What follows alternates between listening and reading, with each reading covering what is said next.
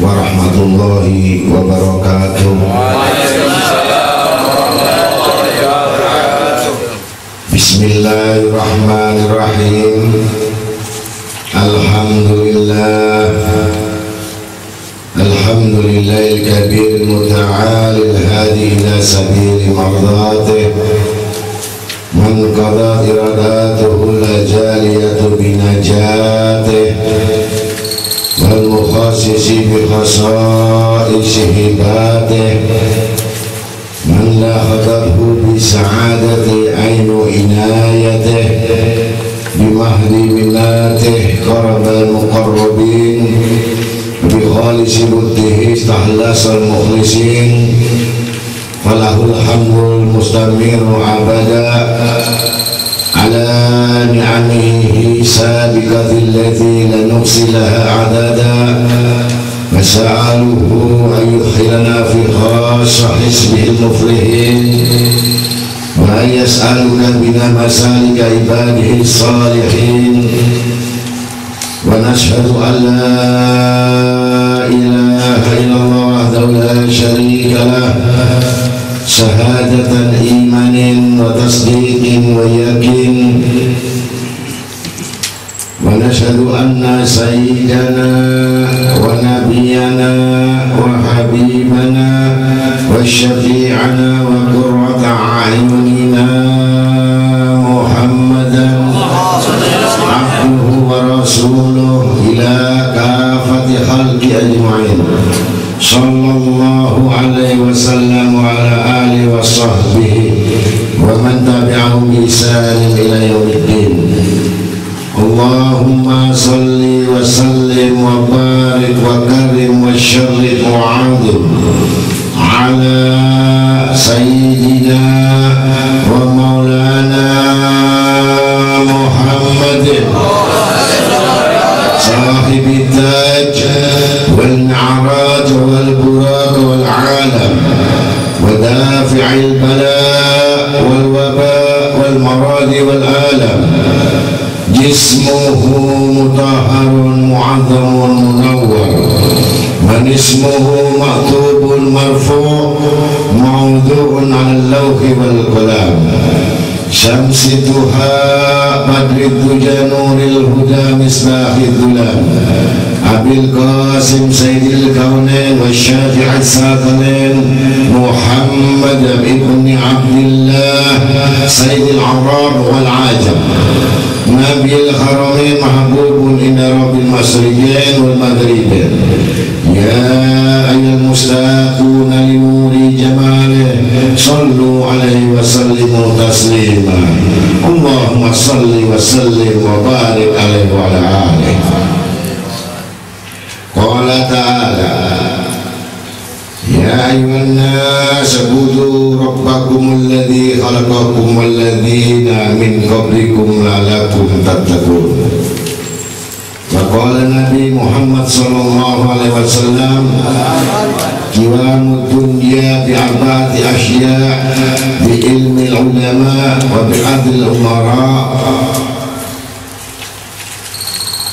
wa bi sakhawatil aghniya wa bi du'ail fuqara. Sadaqallahul maulana al-azim wa rasulih.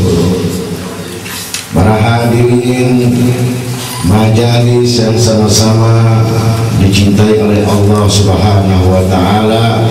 Alhamdulillah pada malam ini kita pada hadir di tempat yang mana yang diistiqomahkan pada setiap minggu, setiap Kamis malam Jumat, yaitu Sayyidul Ayyam, malam Jumat yang di antara seminggu itu hari yang dimuliakan Allah Ta'ala, dan tidak ditolak doa-doa, zikir, pembacaan sholawat, tasbih, semuanya semata-mata karena kita minta ridhanya Allah Subhanahu wa Ta'ala. Untuk selanjutnya, judul malam ini adalah bahayanya cinta dunia yang berhalaman 279 dalam kitab Manhaj Dakwah Ilallah,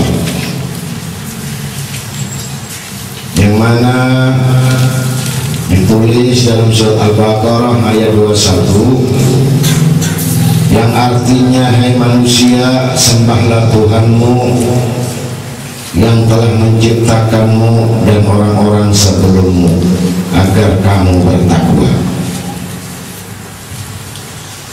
Kemudian sabda Nabi Muhammad SAW, sesungguhnya orang-orang kafir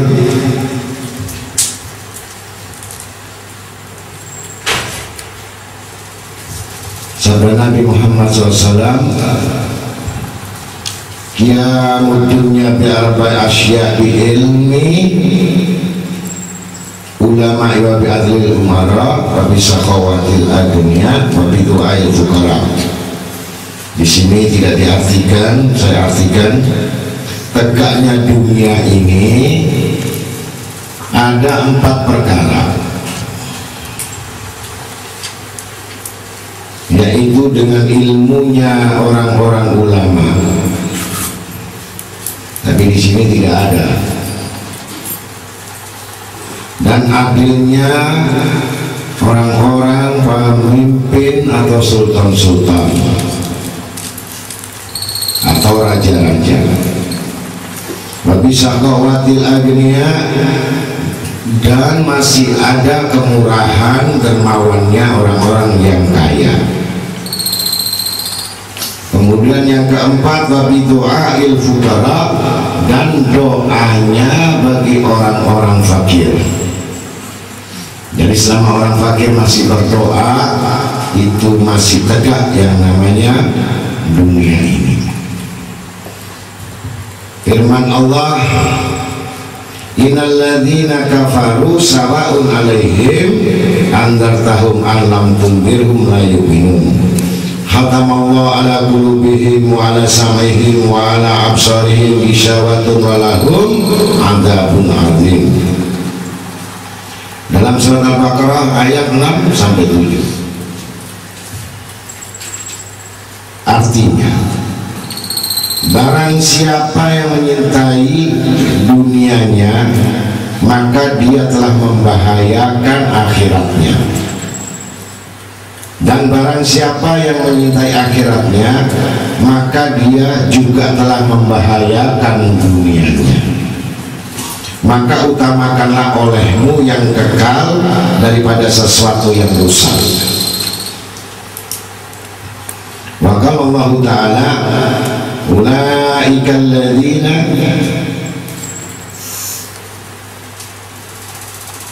yang tadi artinya di sini itu tadi hadis. Jadi artinya dari surat Al-Baqarah ayat 67, sesungguhnya orang-orang yang kafir sama saja bagi mereka.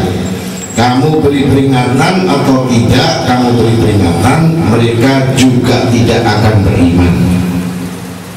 Jadi tadi artinya hadis, yang ini Quran. Allah telah mengunci mati hati dan pendengaran mereka, dan penglihatan mereka ditutup, dan bagi mereka siksa yang amat berat. Maka Nabi Muhammad SAW, man ahabba dunyahu adara bi akhiratihi, wa man ahabba akhiratahu adara bi dunya, fa asiru ma yabqa ala ma yafni. Jadi ini artinya sabda Nabi Muhammad SAW, barang siapa yang menyintai dunianya, maka dia telah membahayakan akhiratnya, dan barang siapa yang menyintai akhiratnya, juga dia telah membahayakan dunianya. Maka utamakan olehmu yang kekal daripada sesuatu yang rusak. Maka Allah Ta'ala, ulaikal ladzina istarahud dolalah bil huda wa ma rabihat tijaratuhum wa ma kanu muhtadin. Dalam surat Al-Baqarah juga ayat 16, mereka itulah orang yang membeli kesesatan dengan petunjuk, maka tidaklah beruntung perniagaan mereka dan tidaklah mereka mendapat petunjuk. Sabda Nabi Muhammad SAW, ad-dunya sijnul mu'min wa jannatul kafir. Dunia itu penjara bagi orang mukmin dan surga itu bagi orang kafir.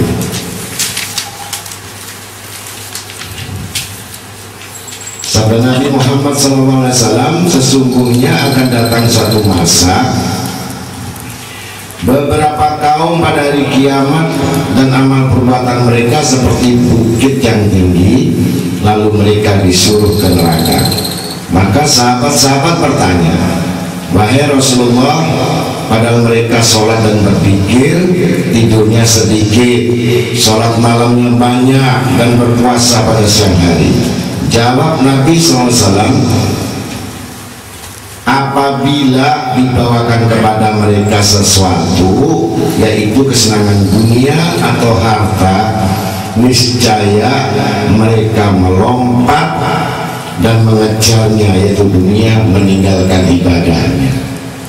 Sudah lupa puasanya, sudah lupa zikirnya, yang dicari, yang diburu yaitu dunia. Ini menurut hadis riwayat Hudzaifah radhiyallahu anhu. Kemudian sabda Nabi SAW, cinta dunia itu akan dibutakan hatinya, dan barang siapa yang zuhud diberikan ilmu tanpa belajar, artinya cepat tanggap, dia nampung semuanya karena langsung diberikan hidayah langsung oleh Allah. Karena akhir zaman nanti kamu akan menemui raja atau sultan, pemimpin yang tidak jujur lagi, yaitu tidak lurus lagi. Banyak kejadian pembunuhan-pembunuhan dan paksaan, dan orang kayanya banyak tidak jujur lagi, selain sombong dan kikir, dan tidak menemui kasih sayang lagi, selain banyaknya mengikuti hawa nafsunya. Maka saat itu bagi orang beriman, bersabarlah atas dirimu dalam penderitaan atau kemiskinan.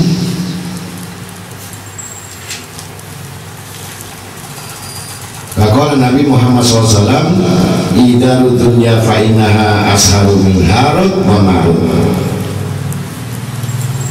Takutlah kamu pada dunia, karena dunia itu lebih besar daripada sihirnya Harut dan Marut. Yaitu dari riwayat Al-Baihaqi. Dalam riwayat Uwais bin Amir Al-Qurani, sahabat yang bernama Haram bin Haiban, setelah mendengar dari Sayyidina Umar bin Khattab radhiyallahu anhu, maka Haram bin Haiban mencari manusia yang bernama Uwais Al-Qarani, dan dilihat keadaannya sedang mencuci pakaiannya sendiri. Kemudian Haram memberi salam, dijawab oleh Uwais sekaligus disebutkan namanya. Hai Haram bin Haiban, siapa yang menyuruh kamu ke sini? Dijawab oleh Haram bahwa yang menggerakkan itu adalah Allah Subhanahu wa Ta'ala, dan sambil tertegun, siapa yang telah memberi namanya, memberitahu namanya, sampai mencari yang namanya Uwais. Uwais ini seorang wali Allah yang zuhud, ya, nggak punya apa-apa, rumah nggak ada, baju cuma satu, kalau mau sembahyang dicuci dulu nunggu kering, basah langsung dibuat sholat. Maka Uwais menjawab dengan menyebut nama Allah, la ilaha illallah subhanallah, in kana wa'du rabbina la mag'ula. Tiada Tuhan kecuali Allah, maha suci Allah, sesungguhnya jika itu ada janji Tuhan kita, maka akan dilaksanakannya. Jadi artinya pertemuan itu nggak bisa dipungkiri, ada ketetapan dari Allah. Maka Haram bin Haiban bertanya, dari mana engkau mengetahui nama dan ihwalku? Jawab Uwais Al-Qarani, ruhku mengenal rohmu. Sebab roh orang iman itu ada di dalam jiwa, seperti halnya jiwaku berkata kepada jiwamu. Walaupun secara fisik tidak kenal atau tidak mengetahui satu sama lain, tetapi alam roh mengenal dan berkelompok, bisa bercakap-cakap. Walaupun tempat tinggalnya berjauhan di seberang atau di luar pulau, itu tidak kenal. Setelah itu bertanyalah Haram tentang hadis dari Rasulullah SAW. Jawab Uwais, aku tidak pernah berjumpa juga dengan Rasulullah SAW, tetapi aku semuanya melihat para sahabat-sahabatnya dan menyampaikan hadis-hadisnya sebagaimana ia menyampaikan kepadamu, karena aku ini bukan muhaddis atau orang yang hafal hadis, perawi hadis, dan juga bukan hakim atau qadhi, dan juga bukan mufti, karena aku termasuk orang yang dijauhi dari manusia. Kemudian tangan Haram ditarik oleh Uwais, diajak ke sungai Efrat sambil berdoa. Mari kita sama-sama berdoa, kata Uwais Al-Qarani. Ini doanya Uwais Al-Qarani. A'udzu billahi samii'il 'aliim minasy syaithaanir rajiim. Wa ma khalaqnas samawati wal arda wa ma bainahuma la'ibin. Ma khalaqnahuma illa bil haqqi walakinna aktsarahum la ya'lamun. Inna yawmal fadli miqahum ajma'in. Yawma la yughni maula an maula say'an wa la hum yunsarun illa man rahimallah innahu huwal azizur rahim. Dalam surat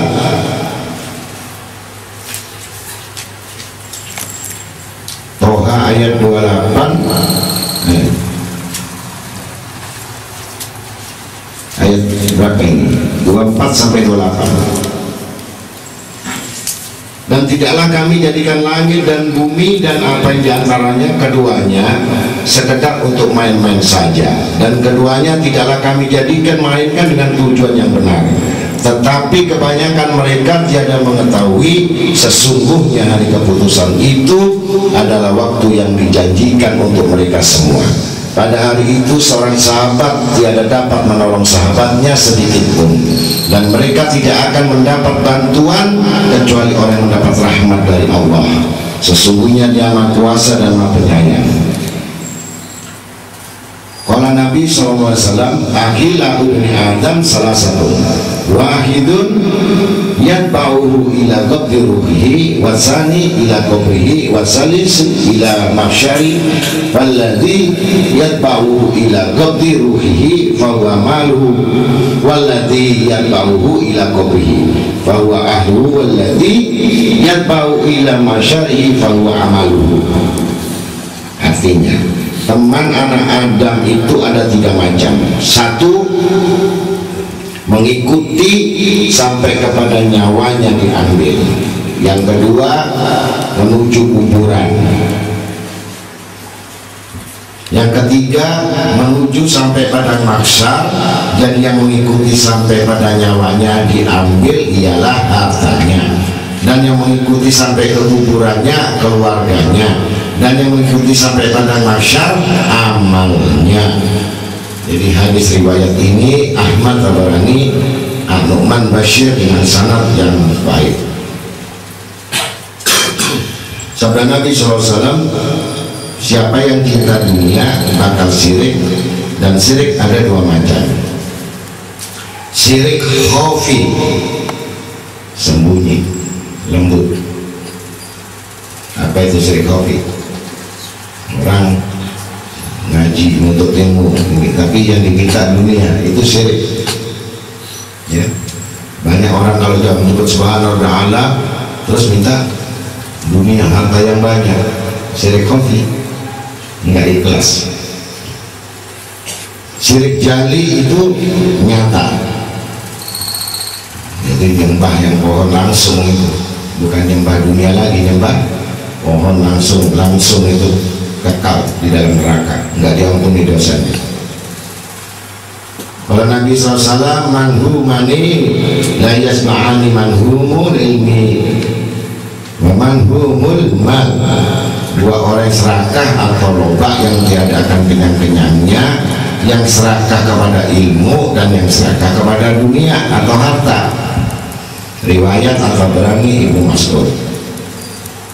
Seorang ahli hikmah berkata, orang yang paling lama susahnya adalah orang yang iri dengki, susahnya lama ya.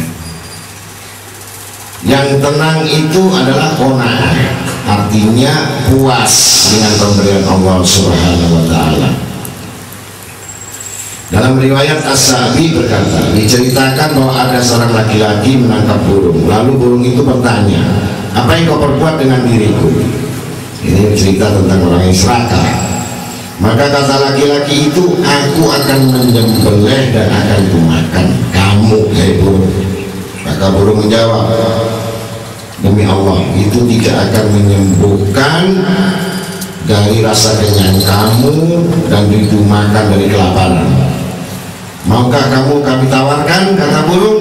Kalau engkau mau, aku akan memberitahukan kepadamu 3 macam perkara yang lebih baik daripada engkau memakan aku, kata burung. Adapun yang pertama, ingat kamu, ini burung mau dimakan punya syarat. Jangan engkau menyesal apa-apa yang telah hilang dari tanganmu. Yang kedua, dilepaskan aku, kau lepaskan aku sampai ke pohon. Jangan engkau benarkan apa-apa yang tidak ada kemudian. Jadi yang tidak ada itu jangan dibenarkan.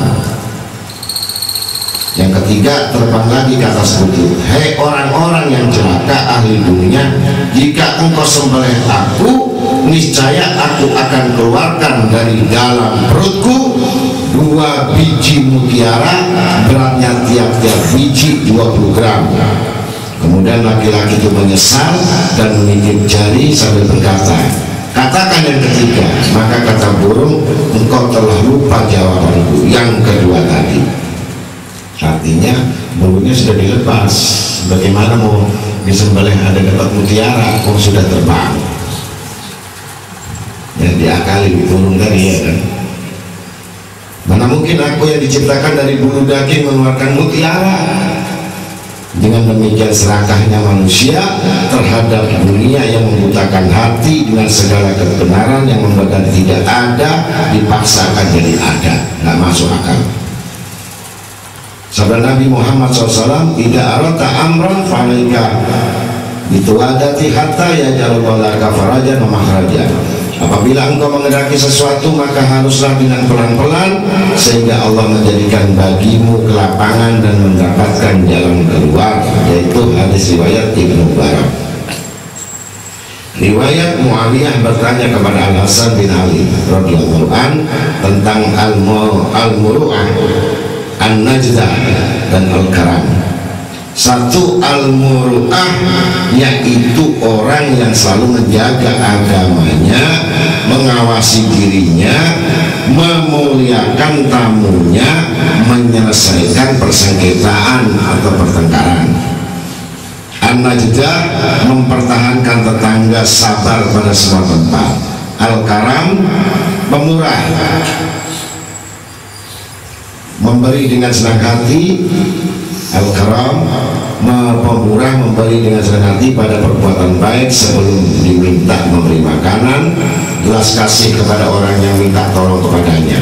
Ada yang bertanya kepada Sayyidina Hasan Al-Basri, apakah as-sakha sifat pemurah itu? Jawabnya yaitu murah hati dengan harta engkau di jalan Allah. Apakah al-hazam berhati-hati itu? Jawabnya engkau melarang harta engkau di jalan Allah. Apakah al-israf royal membelanjakan harta untuk suka menjadi pimpinan kepala, menghamburkan dengan mubadir ya, untuk ambisi ingin menjadi pimpinan, bahkan modal besar, kalau nggak jadi menyesal ya kan, kalau jadi balik no ya. Maka Ja'far Shadiq berkata, tidak ada harta yang paling utama kecuali akal yang menolong. Tidak ada musibah yang paling besar kebodohan. Jadi musibah itu, bodoh itu musibah ya. Harta yang paling bagus akal yang menolong. Ad-dunya mal'unatun, mal'un wa ma fiha illa ma kana lillah minha. Dunia itu terkutuk apa yang ada di dalamnya selain apa yang bagi Allah daripadanya. Hadis riwayat Tirmidzi, Ibnu Majah dan Abi Hurairah radhiyallahu anhu. Para hadirin yang sama-sama yang dicintai Allah, bahayanya cinta dunia. Kenapa dikatakan bahwa orang iman itu penjara, orang kafir surga?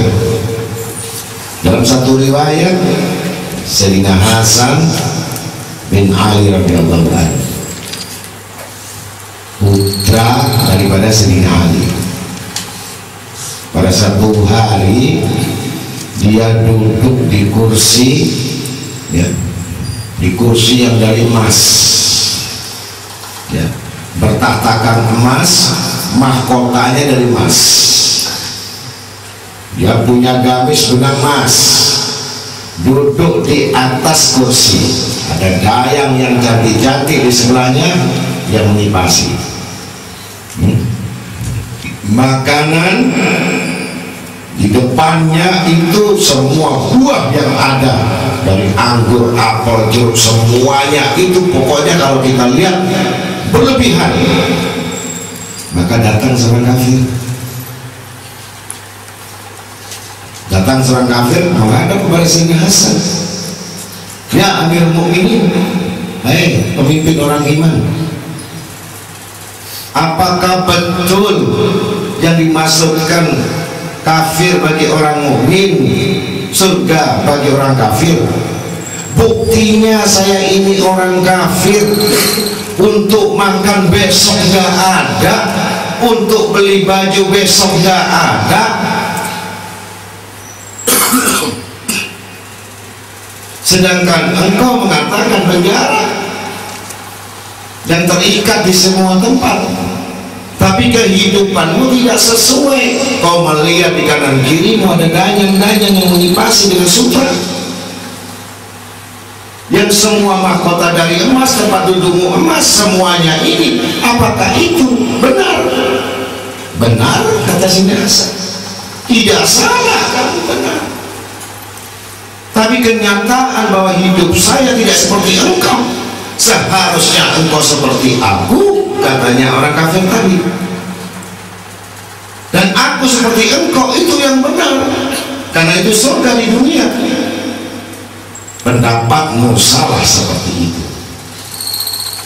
Hai ketua, ketahuilah orang kafir, ya ayyuhalladzina kafaru awliya istahabul kufra 'alal iman wa tawallahu minkum fa ulaika humul zalimun.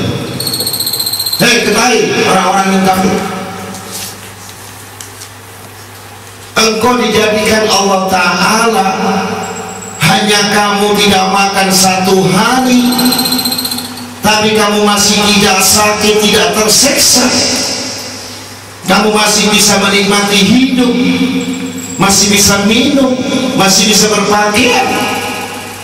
Bagaimana yang akan terjadi saat kamu sudah masuk dalam kubur? Hidangan kamu itu bukan lagi nasi, tapi hidangan itu dari api, darah, dan nanah, dan duri. Karena itu hasil perbuatanmu yang tidak mempercayai Allah. Berarti kamu hidup di dunia ini surga bagi kamu sekarang, dibandingkan kamu di dalam masuk kubur, yang dimana gelap kubur kamu, yang berpisah dengan keluarga kamu, berpisah dengan sanak kadang kamu, berpisah dengan istri kamu, berpisah semuanya, yang ada kesedihan yang terus menerus pada dirimu. Itu kamu di dunia ini surga, kata Sayyidina Hasan. Tapi sebaliknya, aku yang menurut pandangan kamu, aku puas dengan apa yang diberikan oleh Allah Ta'ala, dibandingkan nanti di surga itu yang aku miliki sekarang, yang aku dapatkan, tidak tidak ada bagian apa-apa dibandingkan yang tidak terlintas dalam hati dan pikiranku, yang tidak ada habis-habisnya, sedangkan kenikmatan yang dunia ini terbatas dan terputus, tidak ada yang kekal. Itu bagi aku adalah penjara. Kehidupan yang nanti itulah yang aku inginkan didapatkan itu, sementara orang memandang aku demikian. Maka menyadari orang fakir ini tentang hikmah-hikmah itu, bukan yang diartikan zuhud itu gembel, bukan diartikan zuhud itu nggak punya apa-apa, bukan diartikan zuhud itu tidak boleh punya rumah. Artinya berzuhud itu enggan terhadap dunia ini, bukan berarti tidak memiliki. Dia tahu kewajiban kepada Allah. Seperti Sayyidina Hasan tadi, apa tidak memiliki? Memiliki, tetapi hatinya bernaung kepada Allah Subhanahu wa Ta'ala. Untuk itulah para hadirin, ya, harus dimengerti tingkatan-tingkatan orang berpikir itu, tingkatan orang-orang yang mau menjalankan ibadah itu ada kriterianya, ada batasan-batasannya. Kalau orang sudah diciptakan, ditakdirkan dia miskin, cuma satu yang dimodalkan. Saya miskin, satu yang kamu modali, sabar. Kalau diberikan kemiskinan dia sabar, itu orang-orang yang menjadi imam kelak di surga, karena dia sabar. Kalau dijadikan fakir dia sabar, dia tempatnya surga dengan iman kepada Allah. Tawakal Allah, Allah kasih. Ada yang ditempatkan orang yang kaya, ditempatkan orang kaya supaya tahu orang yang kaya ini terhadap hak fakir miskin ini ada bagian. Tidak semuanya orang itu kalau ditanya saya ingin kaya semua, mana ada yang tidak ingin kaya. Tapi ada ketentuan baik dalam hidupnya dan pikirannya, dibatasi sama Allah Ta'ala untuk saling mendukung dan saling menolong. Satu contoh, kalau orang itu semua jadi guru, siapa yang ngaji sama dia? Kalau semua jadi alim, siapa yang jadi murid? Tidak ada. Kalau semua orang jadi murid semua, nggak ada gurunya, ya nggak bisa juga. Di situ ada keterkaitan, ada murid, ada guru. Ya. Ada yang meminta, ada yang memberi. Ada yang berdagang, ada yang untung. Tidak semuanya diberikan oleh manusia ini menurut ukuran, maka di situ qanaah, menerima ketetapan Allah Ta'ala. Jangan sampai kita melampaui batas. Ya, ada orang dikasih melarat, nggak mau melarat dia. Akhirnya apa? Mencuri, merampok, menipu, berbohong, tambah nggak karuan, ya kan? Kalau dia dikasih miskin, dia difakir, dia jujur, dia baik, setiap orang mau nolong dia, tiap orang berkasih sayang sama dia, sama, ya kan? Orang punya uang, membangun rumah, nggak ada tukang, nggak ada mandor, bisa jadi. Kalau semuanya jadi mandor, semua jadi uang, sampai bangun rumah, jadi jasanya juga ada, ya kan?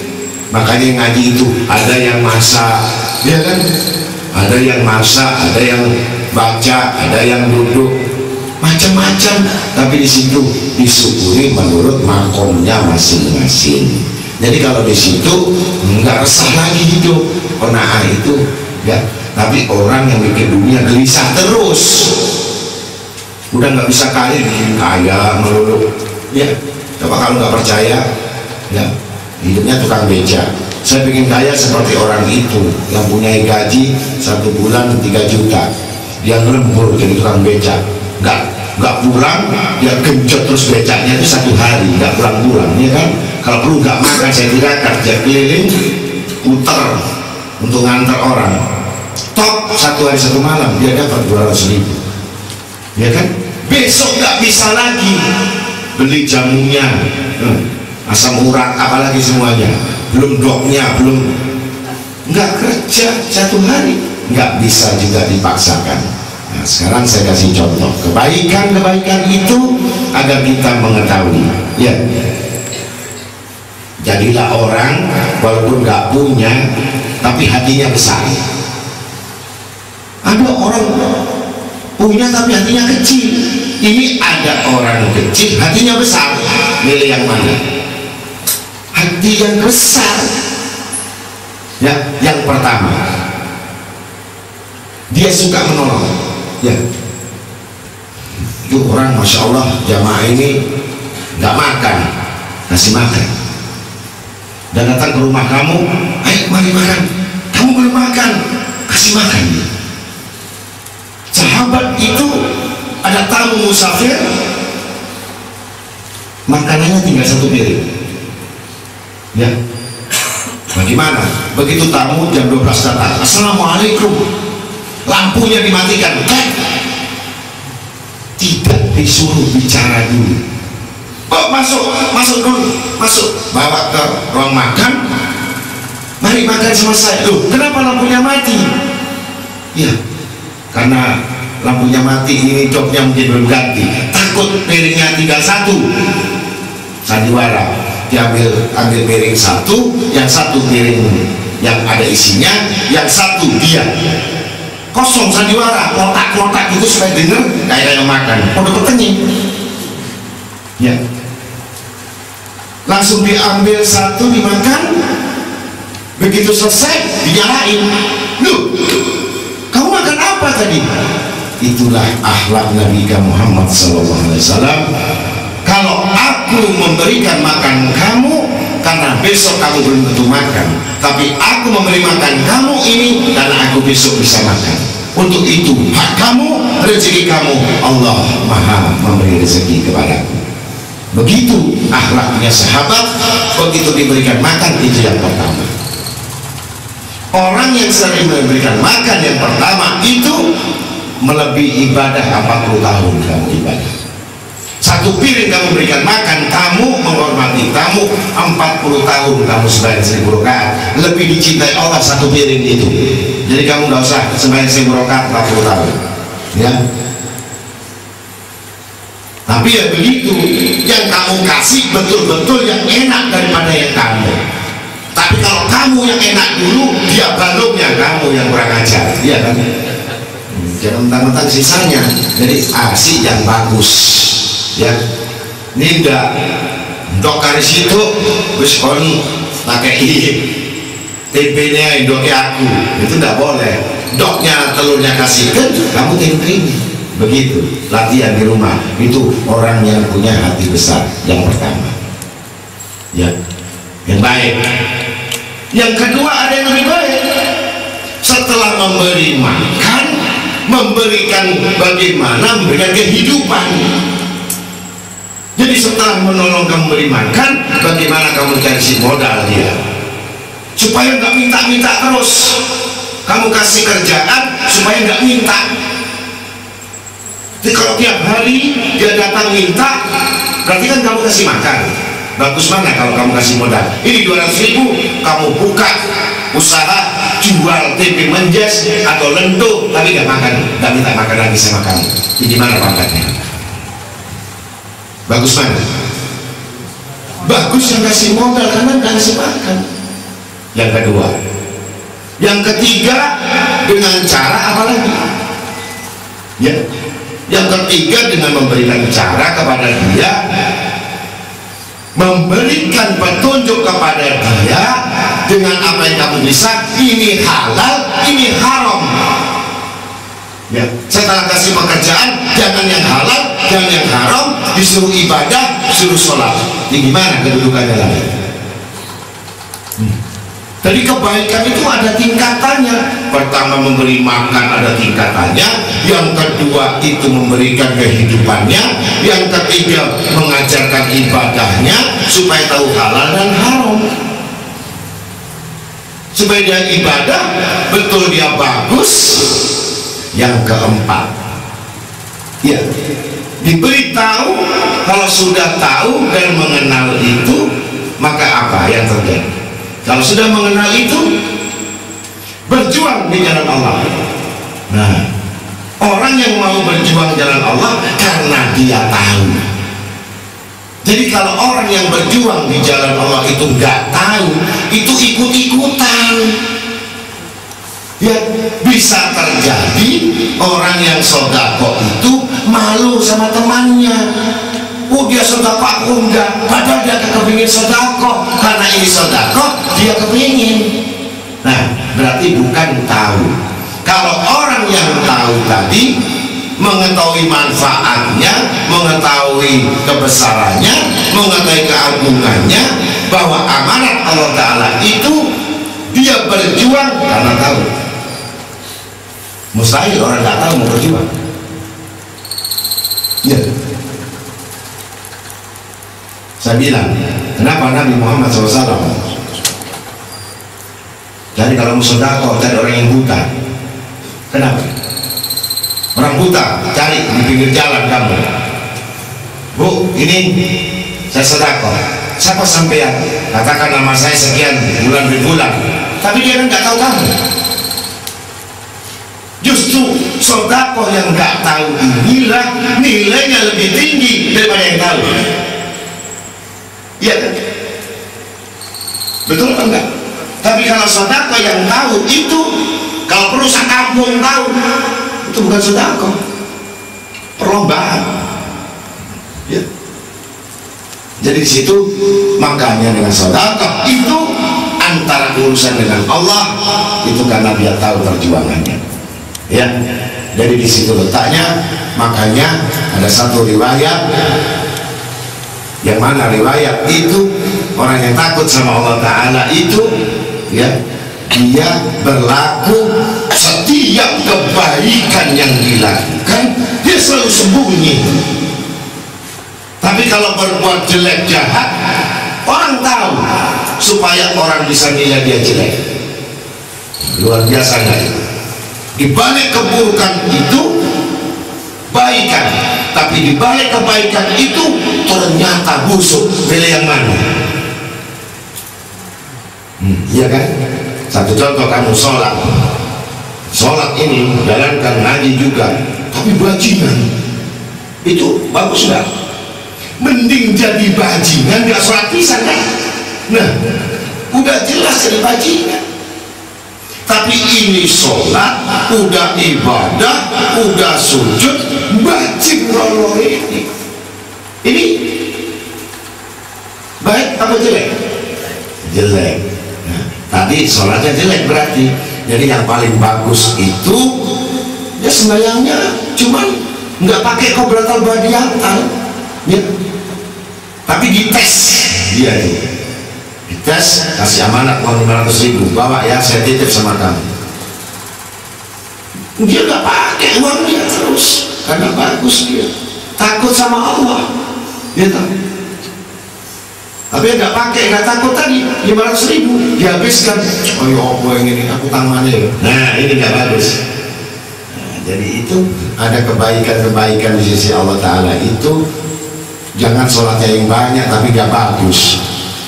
Sholatnya dikit tapi kalau bagus, ya. Ada yang lagi yang bagus lagi, ada yang bagus, yaitu tadi berjuang karena tahu, mikir yang kekal. Ya, coba dalam riwayat Abu Hurairah radhiyallahu anhu dia mengatakan, ya Rasulullah, apakah yang paling bagus? Ya, apa yang paling bagus dalam amal itu? Maka Rasulullah menjawab, sembunyikan kebaikan itu, usahakan nilai yang kecil cukup Allah yang tahu dan kamu hargai, ya. Tapi jangan kamu dihargai manusia. Dan jangan sampai manusia memuji kamu. Ada manusia memuji. Saat itu sahabat dipuji sama sahabat, Masya Allah kamu ini orang yang sahok, orang yang paling dermawan, paling berjuang, paling maju di depan, paling di garis depan, kamu paling yang tokohnya, kamu paling mulianya, paling hebatnya. Itu Rasulullah mendengar. Siapa yang muji tadi? Hai Amirul Mukminin, kata sahabat, ambil pedang, ambil pedang, kau penggal kepalanya orang yang kamu puji itu. Kau penggal kepalanya yang kau puji. Jadi orang yang dipuji itu sahabat diperintahkan Rasulullah untuk penggal, karena akan membatalkan semua amal-amalannya dia. Itu riak, untuk itu penggal kepalanya supaya tidak batal nanti masuk neraka. Akhir zaman hubusana walahu Nabi Muhammad SAW. Orang dibalik pujian itu seburuk-buruknya manusia. Maka Habib Abdullah bin Al-Haddad, seorang datang menuntut ilmu kepadanya. Begitu mahabbahnya sama guru, ada mahabbah sama inti, ada mahabbah sama antum, mahabbah yang muji sebunyi langit. Langsung, betulkah kamu itu setia kepada? Langsung diambil batu, dihantamkan kepalanya sama guru. Kamu cinta kepadaku? Nih, buat berdarah, dipukulkan ke kepalanya. Kalau memang dia mahabbah, walaupun berdarah, dia akan menyintai gurunya. Tapi kalau dia lari, kenapa saya mahabbah? Dibalas dengan batu. Masa itu ciri khas orang mahabbah, itu bukan dari fisik tapi hati. Ya. Bisa terjadi saya mahabbah mulutnya, hatinya tidak. Mahabbah itu diciptakan oleh Ta'ala mawahib anugerah. Jadi di situ kalau kita cinta sama Nabi Muhammad SAW, dalam keadaan apapun kita, demi Allah nyawaku yang ada di genggamnya, kami sementara itu minta ridhonya Allah Ta'ala. Seperti Uwais Al-Qarani tadi, sahabat bertanya, ya Rasulullah, di antara kami dari para sahabat yang banyak ini, di antara itu siapa yang paling beriman dan paling utama dan paling afdal? Sahabat bertanya kepada Rasulullah SAW. Maka Rasulullah mengatakan, nanti setelah maghrib dia datang bersama aku, di sebelah kananku dia berjamaah. Dilihat sudah ada maghrib, tidak ada yang datang. Sahabat mau masuk di mihrabnya, mau tempat masuk sebelah kanannya Rasulullah, sedang bakar keluar, nggak bisa. Sayyidina Umar masuk, tidak bisa. Sayyidina Utsman masuk, tidak bisa. Sayyidina Ali masuk, tidak bisa. Kif man hada? Bagaimana ini? Mereka berebut ingin menjadi orang yang terutama dengan Rasulullah SAW. Tahu-tahu dari belakang sebelum masuk mau qomat datang, Assalamualaikum ya Rasulullah. Waalaikumsalam. Datang itu dari pintu orang yang berpakaian compang-camping, tidak lain adalah Uwais Al-Qarani, yang keringatnya, bajunya yang tidak pernah mandi, yang katanya tidak pernah ini, cuma wudhu. Itu seluruh masjid di Nabawi itu berbau minyak kasturi. Kedatangan Uwais Al-Qarani, ahlan wa sahlan ya marhaban, selamat datang ya wali Allah. Kata Allah Ta'ala menyambut engkau datang, engkaulah pertama kali yang masuk surga ya Uwais Al-Qarani. Rasulullah menunjuk Uwais Al-Qarani, engkaulah pertama manusia yang akan masuk surga, dan aku minta doa kepadamu ya Uwais. Kenapa Rasulullah yang sudah tinggi pangkat, yang punya kemuliaan ini, untuk menunjukkan bahwa orang itu jangan sombong, orang itu jangan merasa dirinya tinggi, orang itu jangan merasa dirinya hebat. Masih diangkat kedudukan Uwais Al-Qarani yang Rasulullah sendiri tidak mau meninggikan dirinya. Masya Allah. Doakan aku ya Uwais Al-Qarani supaya aku jadi ahli surga. Masa Rasulullah minta doa, jadikan kami ahli surga? Padahal semua penghulu manusia minta doa kepada Rasulullah untuk masuk surga. Tapi ini tawaduknya Rasulullah SAW, sehingga Uwais Al-Qarani akhirnya dia sembahyang makmum di sebelah kanannya Rasulullah SAW. Dia miskin di dunia, fakir di dunia, tapi terkaya di akhirat karena dia tidak meminta apa-apa kecuali tanamkan nama Allah di hatiku, itu kekayaan. Aku pergi mencari Tuhanku dan aku kembali kepada Tuhanku dan aku memohon kepada Tuhanku dan aku hidup karena Tuhanku, maka aku pertemuan dengan Tuhanku. Itulah yang akan terjadi pada diriku. Hari-hari yang akan datang aku tidak pernah peduli karena aku tanamkan Allah yang ada di dalam hati. Ini bahasa Al-Qarani ilmunya, sehingga Rasulullah SAW kagum melihat itu sampai baunya surgawinya misik jafaran semua menyentuh pada tulang-tulang dan badannya, keringatnya itu dibuat dari misik jafaran oleh Allah Ta'ala. Di situ akhirnya sahabat mengatakan, apa amalannya Uwais Al-Qarani? Hai Amirul Mukminin, ketahui apa amalan Uwais Al-Qarani ini? Tidak banyak. Dia tidak menghendaki apa-apa di dunia ini kecuali dia berbuat Allah, untuk Allah, mati untuk Allah, hidup Allah, bernaung Allah, semua Allah. Tidak ada yang lainnya. Dia memegang Allah. Itulah kekayaan yang hakiki kepada Uwais Al-Qarani. Maka disitulah yang tidak dimiliki oleh para lain-lainnya yang masih banyak butuh syariatnya, yang kita tidak bisa mengikuti Uwais Al-Qarani karena kita masih butuh belanja, butuh bayar listrik, butuh bayar sekolah, macam-macam ya. Di situ kita hanya minta berkahnya orang-orang yang sudah jadi orang aulia itu. Untuk itulah kita semuanya harus mempunyai pertimbangan. Jadilah hari ini lebih baik dari yang kemarin, jangan hari ini lebih buruk dari yang kemarin. Dan kita usahakan tingkatkan sebuah kewaspadaan. Yang pertama, kita sedekah memberi makan, kemudian kita memberikan kehidupan, kemudian kita berikan petunjuk kepadanya, kemudian kita berjuang bersama-sama. Disitulah orang-orang yang disebut ahlillah, yaitu ahlinya Allah, wakilnya Allah di muka bumi. Pejuang itu wakil-wakilnya Allah. Pemurah itu, orang dermawan itu juga wakil-wakilnya Allah. Ngaji, menuntut ilmu tidak akan bisa jalan kalau tidak ada ongkosnya. Begitu kalau kita ada ongkosnya, tidak akan jalan juga ilmu itu kalau mikir ongkos terus. Kalau orang hidup tadi selalu mikirkan dunia terus, maka pasti bahaya akhiratnya. Begitu wiritan terus menerus, lupa kepada dunianya, itu insya Allah tambah lurus ya. Karena rezekinya nggak datang-datang, akhirnya yang disalahkan zikirnya. Ilmu bukan zikir, ilmu bukan sujud, ilmu bukan doa ya.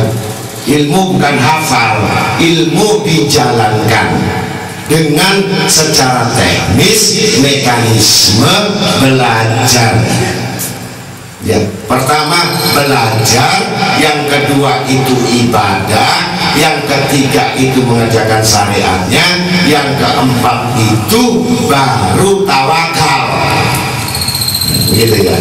Jadi jangan saya sudah tawakal dulu, nggak kerja ya, yang penting saya kawin. Nah, akhirnya makan apa? Iya kan? Nah, ada nggak? Nanti suruh kerja, sekolah enggak, kerjaan yang bisa kamu ini males, bayarannya gede. SMP nggak lulus, tapi jaluk bayarannya besar.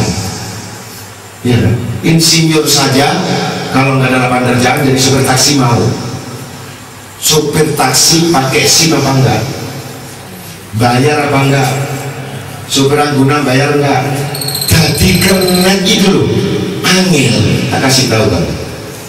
Ya, paham? Kerennya demo itu nyekel duit itu satu hari belum tentu satu hari dapat 50.000 ya.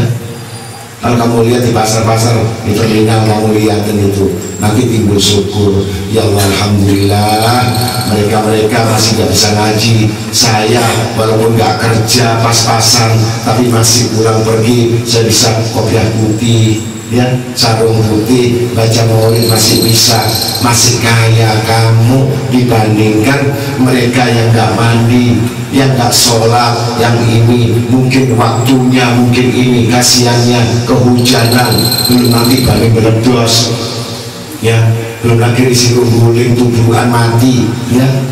Maka disyukuri yang melarat-melarat ini, yang fakir ini ya, jangan yang fakir melarat gayanya kayak Samson ya, terus melarat gayanya juragan, itu saya itu apa kudu apa ya.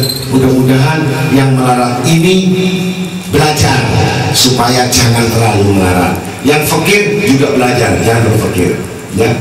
Saya dulu melarat fakir, makan nggak bisa, tapi kalau ada orang susah saya kasih makan dia, saya kasih makan.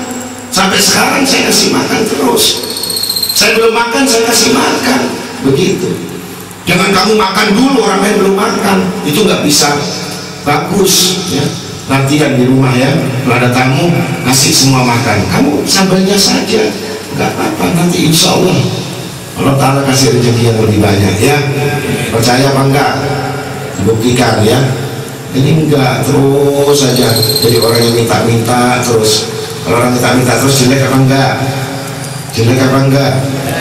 Pakai kopiah putih, assalamualaikum ahlan wa sahlan, marhaban ya marhaban ya Jatal Hasan wal Husain. Pada si marhaban orang komeji ya. Mudah-mudahan itu tolak al-badru jangan dibaca di tempat umum ya kan. Nah itu orang yang betul-betul Masya Allah lagi mahabbah sama Rasulullah SAW, sehingga dia lupa ternyata di masjid itu, dia di luar itu tiap rumahnya orang langsung ditabu tolak al-badru ya Jatal Hasan wal Husain, kalau dengan mas patah hati. Untuk itu, assalamualaikum warahmatullahi wabarakatuh.